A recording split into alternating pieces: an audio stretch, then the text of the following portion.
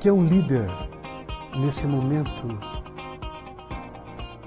de processos acelerados de transformação, processos regenerativos e degenerativos? Eu penso no Moisés, assim como Filon de Alexandria, que dizia que um líder é alguém que é capaz de 3 virtudes. A primeira é a de um pastor, a segunda a de um administrador e a terceira a de ser senhor de si mesmo. O que é ser um pastor? O pastor é aquele que conduz o mundo de baixo, o mundo animal em nós. Nós vivenciamos, infelizmente, em função de um processo de aculturação, de socialização e também de uma certa educação normótica, nós compreendemos que uma pessoa bem educada é uma pessoa que aprendeu apenas a desenvolver o intelecto e a racionalidade. E, no entanto, é preciso aprender a dominar e a orientar esse mundo básico dos instintos. Uma pessoa bem educada é aquela que conduz o seu mundo primordial, o seu mundo da natureza. Para isso ele precisa de ser um administrador. O administrador, nós estamos falando novamente nos 3 mundos, é aquele que colocou em ordem a sua própria alma. É aquele que lidera nos seus pensamentos, nos seus sentimentos, nos seus relacionamentos. Você consegue desligar os seus pensamentos compulsivos? Você consegue ser o sujeito das suas emoções? Essa é uma função fundamental de alguém que cultivou o mundo da subjetividade, da intersubjetividade, que são temas que precisam ser cultivados no jardim da educação integral. E, finalmente, é uma pessoa capaz de ser senhor de si mesmo. Isso fala de alguém que chegou no estatuto do sujeito, no estatuto do transcendente. Quando alguém pediu para um IP, fale-me de Deus, o IP floresceu. Então, nesse sentido, um líder é um ser humano inteiro. É uma manifestação da integridade individual. É muito importante, e eu creio que essa é uma das funções fundamentais da nova educação, é o estudo de seres humanos que lograram a plenitude. Há algumas décadas eu escrevi um livro, Saúde e Plenitude. Eu tenho estudado ao longo de mais de 30 anos seres humanos que se planificaram em diversas culturas, a partir de diversas formas de desenvolvimento. Mas eu creio que compreender um Lao Tse, um Zaratustra, compreender a inteligência de Buda, de Cristo, de Francisco de Assis, de um Mahatma Gandhi, de um Nelson Mandela, é fundamental para se compreender o que é liderança. Não se deixar hipnotizar pela normose. Um líder não é uma pessoa velhaca.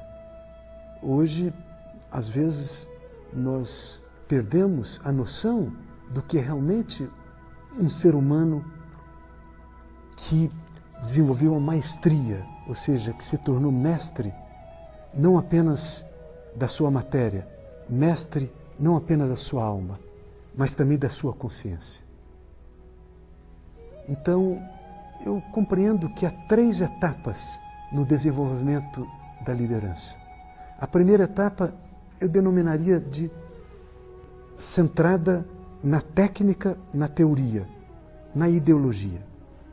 Todos nós começamos inseguros e precisamos aprender através de uma escola particular, de uma proposta de uma abordagem particular. É importante se tornar discípulo para evitarmos a cilada do autodidatismo. É preciso se deixar batizar numa escola, se aprofundar. Porém, em algum momento, é preciso assumir autoria. E a segunda etapa é a do líder centrado na pessoa e no problema. É uma etapa fundamental que não significa menosprezar as técnicas, as teorias, as abordagens. Não, mas é relativizá-las. Toda técnica, toda teoria foi foi fruto de um momento de visão, de escuta e de compreensão. E se você segue cegamente, sem escuta, sem consciência, uma metodologia, uma técnica, isso não vai engendrar nenhuma compreensão. É como alguém que, ao se deparar com e há uma canoa na margem do rio e ele precisa atravessar para outra margem, ele vai se utilizar da canoa, porque as águas são desconhecidas. Essa canoa ele não construiu e é um instrumento de travessia. Mas imagina essa pessoa que agora chegou na outra margem, olha para a canoa e diz: sem essa canoa eu não sou ninguém. Coloca a canoa na cabeça e sai caminhando com 50 quilos nos ombros. Essa é a pessoa que naufragou na primeira etapa, na imaturidade. Nós precisamos atravessar o rio da imaturidade.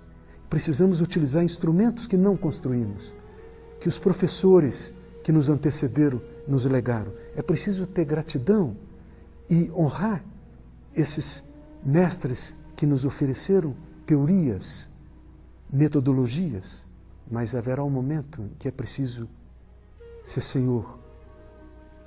Como dizia Paracelso, pertença a outrem quem não puder pertencer a si mesmo. E aí você relativiza as teorias, as metodologias e olha para a pessoa.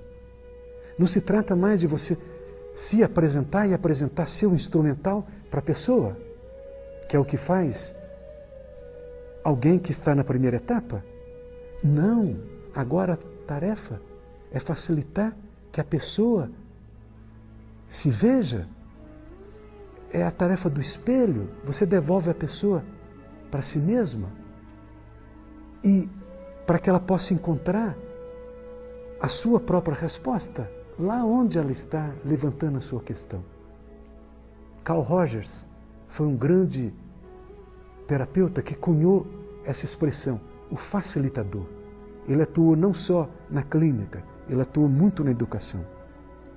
O facilitador é alguém que facilita que a pessoa encontre a sua resposta. É alguém que devolve a pessoa para si mesma. E essa é a tarefa extraordinária dessa segunda etapa. Muito precisamos peregrinar para nos tornarmos facilitadores. É apenas alguém que não tem mais inseguranças, que pode se colocar de lado e simplesmente escutar a outra pessoa. E através de uma escuta aberta, facilitar que a pessoa se escute. Porém, essa etapa também, ela tem um limite. Porque trata-se de se centrar na pessoa e nós vivenciamos num mundo muito além do ser humano. Se nós naufragarmos essa etapa, nós ficaremos presos num certo humanismo, num certo antropocentrismo. Nós vamos considerar que toda a natureza, todo esse planeta é apenas um recurso para satisfazer nossas necessidades e desejos. O ser humano é uma célula de um universo maior. A terceira etapa é a etapa holocentrada. É quando você também relativiza a pessoa e o problema. É quando Você relativizou suas tecnologias e suas teorias, mas isso significa que você pode utilizá-las, como poderá sempre se deixar nortear por essa pessoa. Mas agora é o instante que é o grande mestre. Agora, uma folha que cai. Agora, um vento que sopra. Um pássaro que canta. Também poderá te informar. Porque nós vivenciamos a sala de aula, tem a ver não só com as paredes, tem a ver com a natureza que nos envolve, e tem a ver também com certas intuições que são provenientes do âmago da sabedoria que habita cada ser humano. É do ser humano ser sábio. E cada ser humano pode se tornar mestre de si mesmo. Mas isso passa pela lição da escuta. Escutar o mundo de baixo, como agora mesmo eu indicava, que é a função dos pés, que escutam o mundo da matéria, o mundo das árvores, das flores e dos animais. Eu estive em Phuket antes do tsunami, e nessa ocasião eu recebi uma massagem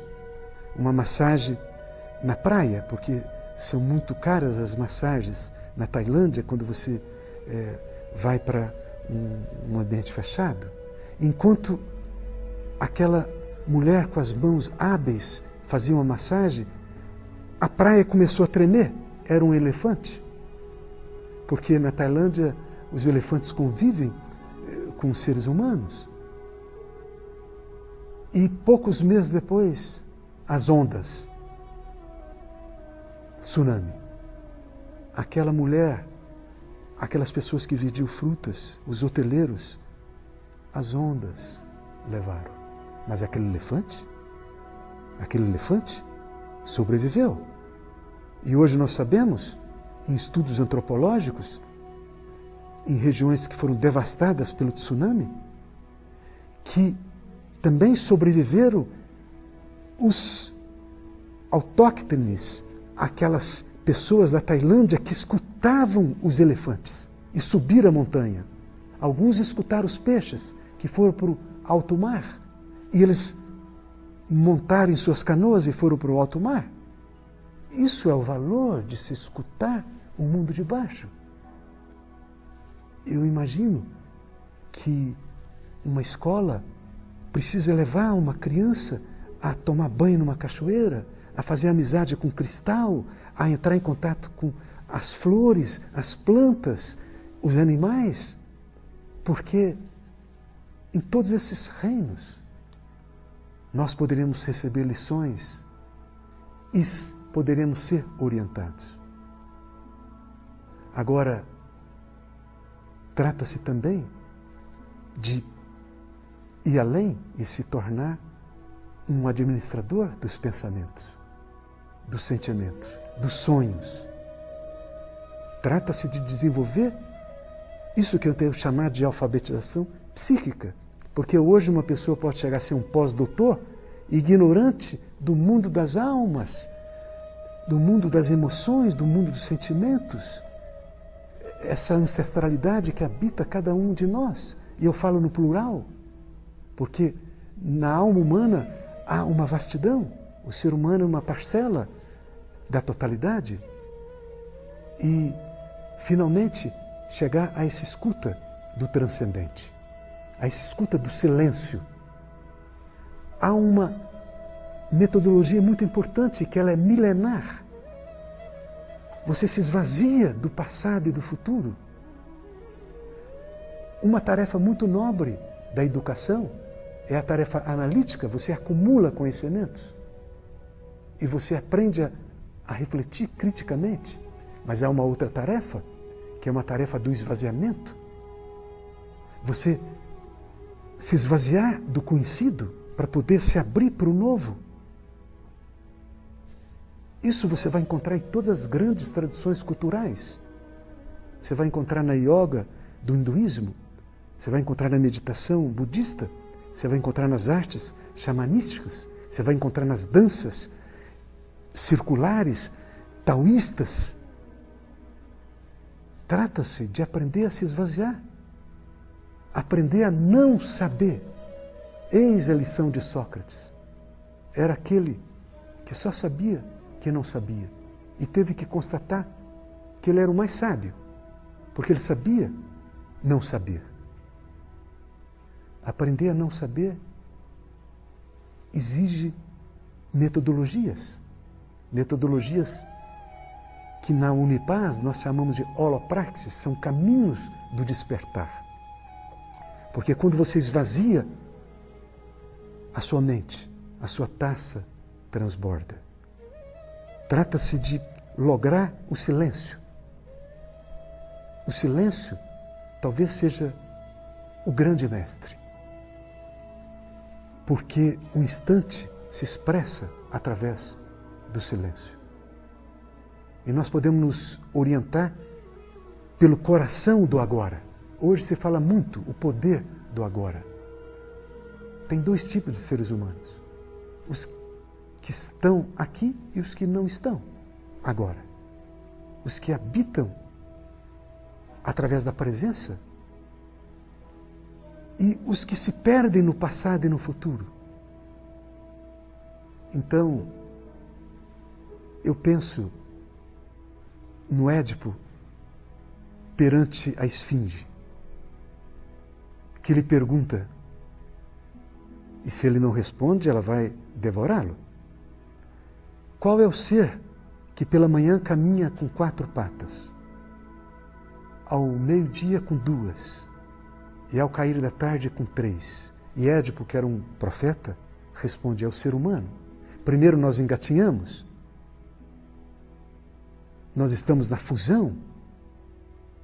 Ao meio-dia ficamos de pé, nós somos capazes de dizer eu, é o ego, é muito importante o ego. Nós levamos séculos para construir o ego, mas ao cair da tarde nós temos um cajado. A mão da vida nas nossas mãos humanas. E aí não será meramente o nosso passado, a nossa ancestralidade, a nossa alma que vai nos ditar os passos. Será a abertura para a consciência maior. Será a própria vida que poderá nos direcionar. Então um líder na sua excelência total, é aquele que é capaz de um cajado. É aquele que fez coparceria com a própria vida. É aquele que confia que um instante pode nos alimentar de tudo que nós necessitamos.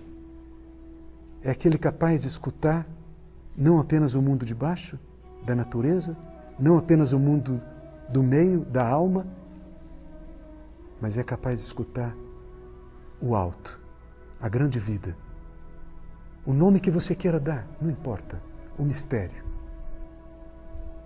Então, qual a escola de uma liderança integral? Eu diria que é a escola do encontro. Isso eu tenho aprendido nessa jornada que eu percorro e que me percorre de mais de 40 anos, sendo um educador, sendo um terapeuta. Eu aprendi que ninguém transforma ninguém, que ninguém liberta ninguém, que ninguém se transforma sozinho, que ninguém se liberta sozinho. Nós nos transformamos e nos libertamos no encontro. O encontro é o grande mestre. O encontro na sua dimensão mais ampla. O encontro com o mundo da natureza. O encontro com o mundo da alma e da memória, das informações. Mas o encontro também com a grande vida. O encontro com esse mistério, que vem da mesma raiz da mística. E aí nós estamos falando de um aspecto que vamos ter que cultivar muito na nova educação. Uma espiritualidade, mas que não tenha uma conexão religiosa. Hoje na França se fala muito nisso, e é um aspecto da transdisciplinaridade. Uma espiritualidade transreligiosa. religiosa. Fala-se, inclusive, numa espiritualidade laica. O que é a espiritualidade? Na essência, é amor. E na prática, é solidariedade, é fraternidade. Em última instância, uma pessoa realmente espiritualizada é aquela capaz de amar e de servir. Não necessariamente alguém que professa uma religião, embora todas as religiões sejam provenientes da espiritualidade, da chama do amor e da compaixão em movimento. Mas vem a instituição, às vezes com as melhores intenções, e podem engessar o próprio movimento do amor e do serviço. Por isso, a ênfase não é na religião, embora seja necessário o respeito a todas as religiões, mas sim aquilo que é a origem de todas as religiões. Eu creio que um líder, na sua excelência, é alguém capaz de amar e de servir, através do encontro consigo, com o outro, com os outros, com a natureza e com o próprio mistério da vida. É o que a gente pode metaforizar como um avô, uma avó, mas não no sentido simplesmente físico. Você é um avô quando você tem um filho ou uma filha que tem um filho e uma filha. Você é uma avó porque procriou e o seu filho, a sua filha também trouxe seres no mundo. Essa é uma dimensão. Porém, eu gosto de imaginar que um avô, uma avó, é alguém capaz de amar na paz, na calma. Pode não ter tido filhos. Eu penso no Francisco de Assis, na Clara, foram grandes educadores. Por que não falamos de Francisco de Assis, de Cristo, de Buda, em nossos livros acadêmicos, de psicologia, de pedagogia, de psiquiatria, de administração? Por uma razão muito simples. No século XVII, houve a cisão entre o sujeito e o objeto, entre o conhecimento e o amor, por bons motivos. Porém, nós saímos do extremo, dos momentos sombrios da Idade Média, quando uma pessoa era jogada numa fogueira da Santa Inquisição, quando a ciência era reprimida em nome de algo que confusamente era chamado Deus.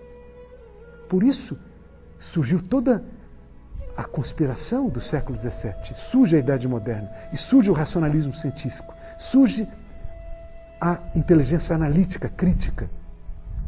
Vem o iluminismo, maravilha. Mas nós saímos do extremo e fomos para o outro extremo, infelizmente. Nos momentos obscuros da modernidade, a experiência do sagrado, ela é reprimida em nome de algo que confusamente é chamada ciência. Assim como, para se compreender os excessos da Idade Média, quando o fator sagrado ocupava todo o espaço, é importante ir no Museu da Tortura e constatar que a tortura foi inventada, e você pode ver um instrumento de tortura com uma bula papal, com um manual de procedimento, numa instituição que fala em nome daquele que até a última gota de sangue perdoou e serviu. Mas eu recomendo também, para você compreender aonde pode nos levar uma razão destituída de coração e de ética, vá visitar Auschwitz, um campo de concentração. Eu creio que a grande tarefa nesse momento é, através de uma educação integral. Se 11 de setembro, que é o evento que inaugurou o século XXI, e o terceiro milênio. O que é o 11 de setembro? É o pior da Idade Média em luta com o pior da Idade Moderna. É o fundamentalismo religioso lutando com o fundamentalismo mercadológico, com a mesma arma, a violência. O que nós temos proposto há 30 anos na Unipaz é fazer aliança entre o melhor da Idade Média e o melhor da Idade Moderna. Aliar a catedral à academia. Aliar o oratório ao laboratório. Isso está inscrito em nossos hemisférios cerebrais. Nós podemos dizer que o hemisfério dominante, geralmente o esquerdo, é o da razão, da lógica, da quantificação, da previsão e da angústia humana. Nós temos, ao longo dos últimos séculos, hipertrofiado o hemisfério da razão, que nem sempre tem razão. A razão tem razão quando dentro dela palpita um coração. Então nós temos um hemisfério do coração e da intuição, é o hemisfério feminino, é o hemisfério do silêncio, da poesia, da melodia, da arte, da mística. Na Idade Média, esse hemisfério foi hipertrofiado. E por isso, o movimento do racionalismo científico foi um movimento compensatório, de resgate de uma razão que às vezes tem razão. E agora, diante desse abismo no qual nos encontramos, nós precisamos unir essas duas inteligências. E isso solicita aprender a saber e, ao mesmo tempo, aprender a ser. Entre esses dois hemisférios cerebrais, nós temos o corpo caloso, milhões de neurônios que fazem a conexão e que alguns metaforizam como a terceira visão ou como chifre do unicórnio. Eu concordo com Carl Sagan, um grande neurocientista, que dizia que o futuro da humanidade depende do corpo caloso. O futuro da educação também depende do corpo caloso. Nós precisamos de um currículo que abranja ao mesmo tempo a razão e o coração, a sensação, a intuição, a inteligência masculina que aprende a construir no mundo, que nos ensina a construir no mundo exterior, e a inteligência feminina que nos ajuda a mergulhar no universo interior, que infelizmente encontra-se dominantemente atrofiado. E eu penso num poeta, Jiménez, que diz: não corras, não tenhas pressa, aonde tens que ir é só a ti. Nós chegamos à Lua, a Júpiter, aos abismos marinhos, desenvolvemos uma tecnociência fantástica, mas quando é que vamos chegar a nós mesmos? Isso solicita uma nova educação, que concilia saber e ser, para que possamos compreender. Porque não compreenderemos se apenas está desperto em nós o hemisfério do saber. É preciso o hemisfério do ser, da transcendência, do silêncio. Mas não é suficiente o hemisfério do ser. É preciso desenvolver o saber. E essa é a novidade. A novidade nesse momento, eu creio, que em todo o planeta seres estão se colocando de pé para conspirar pela reconstrução do projeto humano, fazendo aliança entre o saber e o ser, entre o conhecimento e o amor. E os novos líderes, os líderes da reconstrução, são aqueles líderes vocacionados que se fundamentaram na voz mais imperiosa e profunda da sua semente, da semente que lhe trouxe a encarnação, e floresceu como ser humano, e se integrou na sua inteireza, e que, portanto, pode oferecer o seu dom. E eu quero concluir com um mito da Unipaz. É uma história que você certamente conhece e já ouviu. O Betinho, um grande humanista, aprendeu conosco. Nós falamos há 30 anos de uma floresta em chamas, incendiada. E todos os bichos fugiam, todos. Exceto um beija-flor, que ia no lago e pegava uma gotinha d'água e jogava no centro do incêndio. E voltava resilientemente. Outra gotinha d'água e as asinhas chamuscadas, outra gotinha d'água. E um tatu passava fugindo e vendo aquilo. Ele indaga, mas beija-flor, você acha que com essas ridículas gotinhas você vai apagar esse fogaréu infernal? E o beija-flor responde, eu sei que não, amigo tatu. Agora eu estou fazendo a minha parte. Isso eu sei. Não se trata de mudar o outro, nem o vizinho, nem a sociedade, nem o mundo. Isso é sempre arrogância. O verdadeiro líder é aquele que aprendeu a se transformar. E ao se transformar, se torna uma inspiração. E também uma permissão para que outros se transformem. Eu sei que isso pode parecer pouco. Porém, eu creio que a tarefa de uma conspiração, que não é mais a revolução, que é essa tarefa que fracassou, de se pretender mudar o outro, o mundo e a sociedade, sem ter se transformado, e sobretudo quando chegamos no local do poder, nós naufragamos, porque não trabalhamos com o tirano dos nossos corações. Eu creio que os líderes da reconstrução serão aqueles que trabalharam com essa terra prometida. E o que é a terra prometida? Senão esse corpo, essa alma, essa consciência. Uma pessoa capaz de levar a sua gotinha d'água, de servir, a liderança servidora, e capaz de dormir em paz. E é o que eu lhe desejo.